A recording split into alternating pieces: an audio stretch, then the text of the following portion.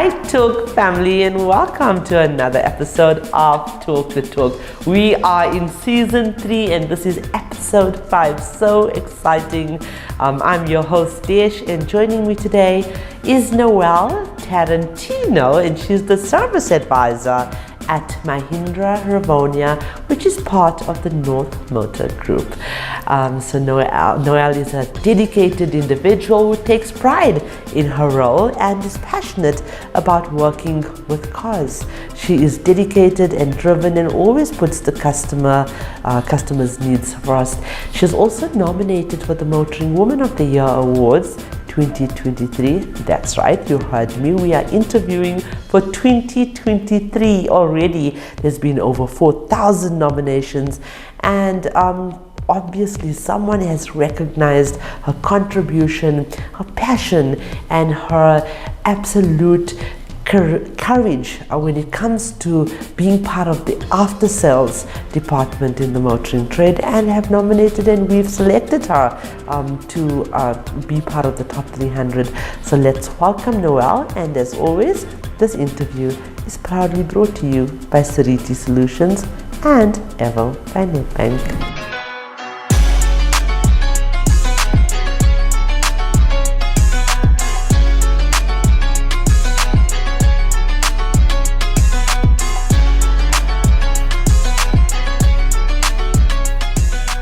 Hello Noelle. How are you? Good, and you? Thank you so much. I know this is so out of your comfort zone, and you are a woman that is full of, like I said earlier on, courage and confidence, and now we've taken you out of your comfort zone, so I'm sorry about that, but thank you for joining us. Pleasure. Noelle, let's start off by saying congratulations on your nomination for the Motoring Woman of the Year Awards, and I'm so happy to have you on board in our network, and the fact that you recognize that this is not a competition. It's all about using this recognition to uplift, educate, and empower other women that wishes to actually join the motoring trade, and especially be part of the after sales. So being a service advisor is few and far between in the motoring trade. So your voice is going to encourage other women. So thank you for that. Thank you. Noelle, let's talk about your journey in the motoring trade. Where did this all begin? From the age of 9, I started fiddling with cars with my father in the workshop, building cars, building engines. I enjoyed just being around cars. I was working for several years as a qualified chef. As you know, back in those days, you could not be in the motor industry as a female. Being a staunch Italian father, he told me, no motor trade, you could be a chef or anything you want. So I went into the chefing industry. I studied, I worked for several years. I was working at one of the Italian delis, and the daughter of the owner used to bring cars in, and we started chatting, and I'd see the cars, and I explained to her I was busy building my mom's car up, which she damaged, and got into the trade like that. Started with the pre-owned, lasted about 7-8 months. Workshop realized I was very technical, pulled me into the workshop where I wanted to be. Yes. That was my best part of it. Right. I started doing quality controlling for 3 years with Renault Route 24. I didn't have one come back in 3 years, which was quite rewarding. Love it. In that time, I did request to do a training apprenticeship to become a technician. Unfortunately, at that stage, they told me I was too old. I was old of 25, but they told me I was too old.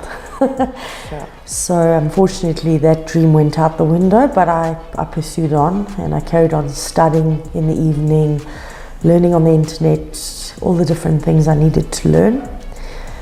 The position unfortunately became redundant with Renault as a quality controller, and I moved into a service advising position, which it's been quite a while now.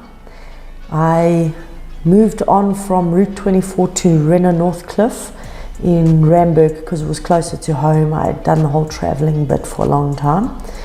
and I carried on service advising there until 2016, where I took the move to Ballito. I worked for Renault Nissan in Umhlanga. Lasted 6 months due to climate. Unfortunately, didn't suit me. Moved back. The beginning of 2017, I went with my stepmother to NMG, which is now NMG. It was Miko in those days, to service her Honda, where I met a colleague, Yvonne, long lost colleague. Yvonne Ballhutter. Yeah. I think I'm going to quickly take an opportunity to say thank you, Yvonne. I did not know Noelle was nominated and she came from your dealership, but I'm going to take this opportunity to say thank you, Yvonne. You were one of the first women in the motoring trade when I was with my ex-company that supported me. The first Hondas and Mitsubishis that I test drove was from your dealership, and I just want to say thank you for being such an amazing support to my career. Thank you. Anyway, carry on. Yvonne offered me a job as a a new car sales executive. I took on the challenge. I sold cars for 7 months in the pre-owned department. I thought, why not? I did it for a year. December 2017, got slightly bored. There was no motors involved, no car engines, no exhaust fumes. So moved on to the workshop side. Having a bit of FOMO. Thankfully the Honda service advisor was moving on to another brand, so I took over her position and ran with Honda till Honda moved on. I think it was 2020 November, which I took over Mitsubishi and Mahindra. Right. And I carried on from there.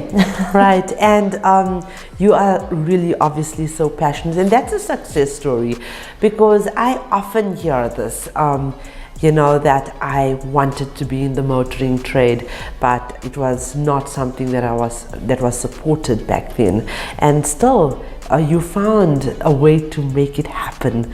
I mean, going to being in the kitchen to the workshop, it's really, there's many steps in between those two places, and you've made it. And so it's important to share the story, so others or other women that wishes to be in the motoring trade and be amongst cars and in this lifestyle, it's possible. It's absolutely possible. Definitely is. Yeah, like even with me, like I said, I was a journalist, investigative, and I found a home in the motoring trade, and I would not be anywhere else because it's a passion. Cars is my passion. It's home. It's home. Tell me about your passion brand. 30 years you've loved MITS. What was that like working on those vehicles, and why? Why are you so passionate about it? It goes anywhere, it does anything. It's the ultimate truck, if I must say. It's built well. The quality, the engine, the design, everything about it. The inspiration that clients have when they collect their cars and the way they feel about their cars. It's just, and the look of it, it's gorgeous. It is very, very, The short wheelbase is like the ultimate car for me. I love the Triton as well. It has a lot to offer. Beautiful. Yes. Absolutely. And what's your favorite part of your job as a service advisor? Explaining to clients the problems of their cars, and then obviously when it's been resolved, explaining to them what we've done, how we've done it, what we needed to do, and obviously what still needs to be done on the vehicle. Right. The kind of acknowledgement I've received from male customers that it took me a long time to build that credibility with them. Yes. It means a lot. Yes. That they will phone me and say, I'm stuck. What do I do? Yes. And I believe that to be in your position, you've got to have a bit of that feminine touch in terms of being empathetic and tolerant and patient. Are those some of the attributes that you have that you implement in your position? Correct. Okay. And especially with a female, I Yes. mean, she's driving this big Mitsubishi that her husband bought her. She knows nothing about cars. Right. Now she comes to a dealership. Men are very, it's a different understanding when they explain something. It's over technical. Yes. I find that guys explain it too technical. Right. Where I put myself in her shoes, how would she understand? Right. What would she understand from what I'm telling her, and how do I explain it to her that she will understand and will say, this is what I'm paying for this, and this is what it's achieving. Yes, yes. And then she can go home and say to her husband, well, this is a scenario and this is what I'm paying for. I love it. And that's what we're trying to achieve here on the flip side of what we do. Exactly. Educating through our short form videos in terms of what it is that women should expect and which should pay when they walk into that workshop, because unfortunately we're not being treated fairly as customers and clients, and that needs to change. What are some of the common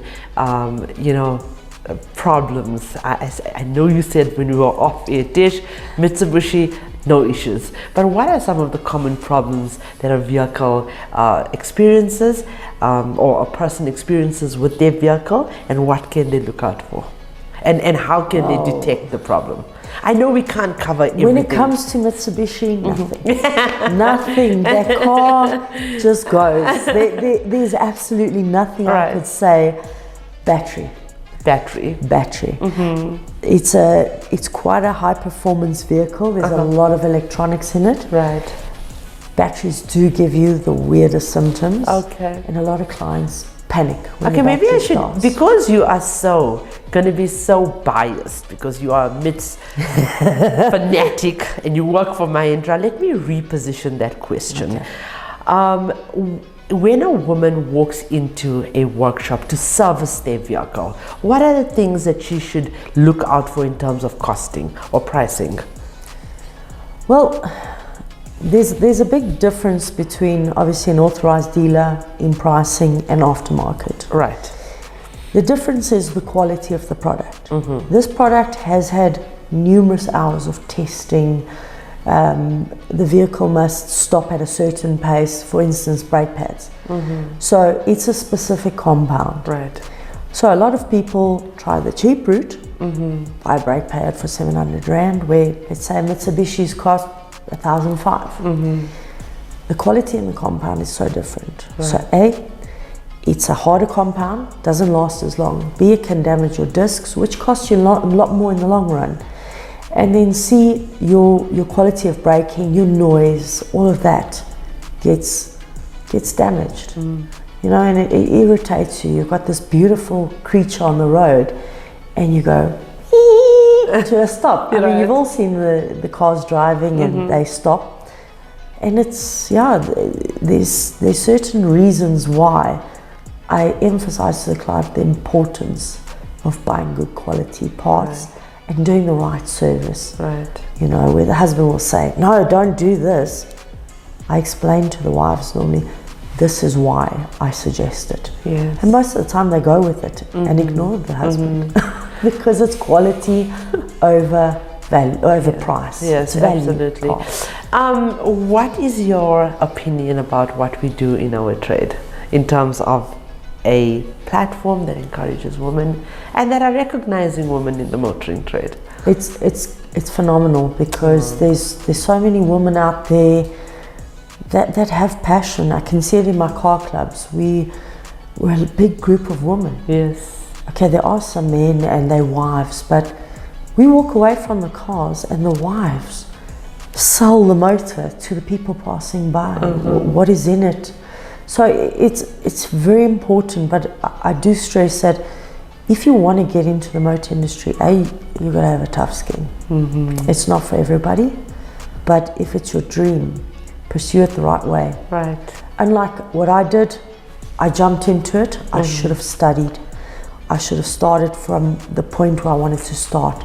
So it's always good to get in there where you want to start Yes. and work your way up. Well, I'm not going to complain about what you've achieved without those educational. Education is I power. still don't have Knowledge the is overall. education is power, but you know what? It's determination, drive, and confidence that gets you where you've 100%. gotten. Why do you think, though, that women do well in the motoring trade, aside from the empathy and the tolerance and patience? Because women have backbones and we are strong creatures. There we are go. determined. And because it's such a male industry, we're going to go in there and we're going to overtake it. Listen, I'm going to disagree with you on that one, simply because I know that we need the men in our industry as much as we need that gearbox weighs a ton. You know, I must say, you're so passionate about Mitsubishi, and one of your leaders are one of the strongest people that I know. Tato has been here, the CEO. I've interviewed him. I think he's the MD actually of Mitsubishi. He's so passionate about women empowerment within the brand. So we need, like I said, we need those strong men and those leaders to open the doors for us. Not open the doors for us in its figurative sense, but you know, just lead the way for us and teach them what we know or what they know, because fact of the matter is we are only seeing this transformation take place now. They have years of experience that we can learn from, so it's very important to do that. If you could do all of this over again, what would you do differently? Not listen to your dad and mom. You should have actually just come on into the trade. You're gonna say that. Look, But I what would you love have done? cooking. I love cooking, but there's something about black greasy hands and getting that engine to start after you rebuilt it. I can't even begin to tell you the amount of passion. One of my ladies here in studio is watching and laughing because she feels exactly the same way. So yeah. Look, if I could go back, my dream would to open a workshop of my own firstly, and make it only women. Okay, I did try it at one stage. Unfortunately, I had a very bad partner, so it didn't work out. But for women only, Right. repair cars, okay, and only women work on them, basically. So start from that point, and obviously study to achieve what I want, and start a workshop for women, Right. by women. Yes. And Love just, it. You know, we're a place where women can come in there comfortably, And it's not too late. and yeah, It's not too late. It's never getting too old late. now. That gearbox is heavy. It's never too late. I for know sure. a few women that are running workshops. There's a lady in the Amarok group my husband's part of, and he is so impressed with what this woman does. Yeah, she's got a workshop, and she does, you know, she's doing amazingly good, and women just feel that much more confident in walking into these places, because Comfortable. you know, so you can do it. Okay, it's not too late. But yeah, if, like I said, if you know, if you had to move forward in that way, what would be the hardest thing that you would have to give up? Oh, my clients, look, I enjoy my male clients as well. I enjoy the challenge Right. of proving them wrong, of proving them that I know just as much, if not more, about motor cars than your average technician that comes in there.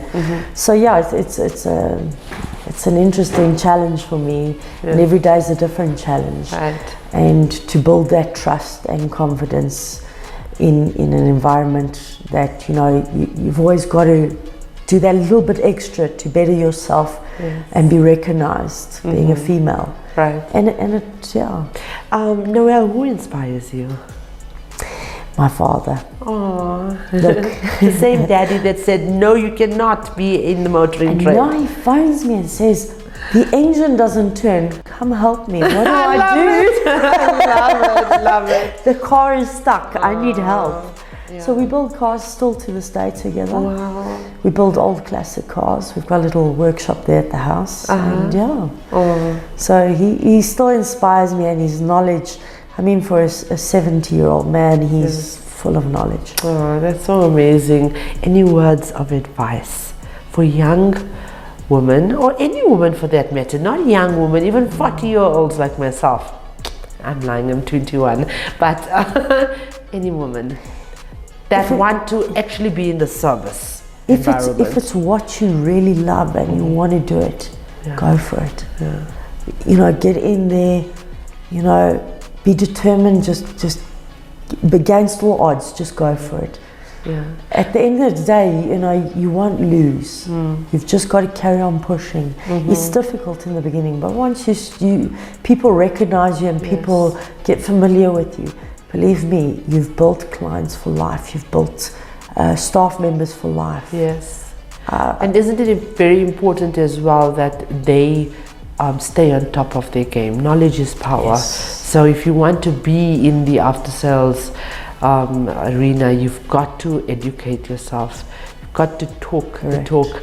When I started writing for the motoring trade, I had to learn everything. I mean, across 30 brands, not just one brand. I needed to know what happens underneath the bonnet of 30 brands. Some of these brands have 20 models. So it's so important. If you want the respect, it's important for you to know what you're talking about. Am I correct in saying that? Okay. A technical service advisor is your best service advisor. There we go. Noelle, thank you so much for joining us. Thank you for accepting your nomination. Thank you for nomination. I don't know who nominated you. I don't know either, but hey, I'm here. But thank you so much. We really appreciate. We appreciate the fact that you're using your experience and your voice to empower others. Thank you very much. 100%. Thank you very much. You're welcome. Viewers, thank you so much for watching, commenting and sharing our interviews and content. Our non-profit companies, the Motoring Woman of the Year Awards, powered by MFC and Evo by Nedbank, and the Talk Studios, powered by Sariti Solutions and Evo by Nedbank, are aimed at recognizing and celebrating the women of motoring South Africa. We are not just telling stories, we are changing lives. Together, we aim to empower and uplift the women of our trade. For those of you that are searching for your new ride, please visit www.otto.evo.africa. We have thousands of vehicles on sale for you to choose from, and we only advertise on behalf of reliable and trustworthy MFC accredited dealerships. This car listing portal is incredibly user-friendly, and you can also find vehicle reviews and car maintenance tips and advice, all courtesy of Talk the Talk Studios. And ladies, if you want to succeed, if you want to love, it's not politeness but rather passion that will get you there. Life is 10% what you experience and 90% of how you respond to it. So in having said that, it's very, very apt that I'm saying this, because that is what Noelle said. If you want to experience it, she wanted to experience this and she went for it. So in the same token, if you want to reach your goals, it helps to care a lot about what you're doing. Passion can be energizing, and it can help push you through the more difficult moments. But passion can't be faked. You have to truly feel that what you're doing is necessary and or deeply meaningful. And on that note, I would passionately like to remind you that the question should never be who's going to let me. It should always be who's going to stop me.